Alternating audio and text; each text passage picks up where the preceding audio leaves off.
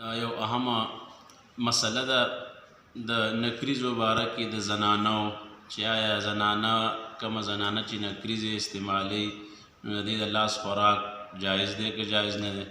دا چې د کم خلکو د کم کتاب نه دا مسله کړې ده نو انتهایی بیوقوفان دي، ځکه چې زنانو حسن او زینت دا دی چې زنانه به نکریزې داسې خوشبو به استعمالي چې د هغې جسم وي او خوشبو یې نه. دغه شان نکریزې دي د هغې جسم شته خوشبو یې نشته، دا د هغې ډول ډال دی، رنګ روغن دی، د هغې دپاره د زینت سامان دی.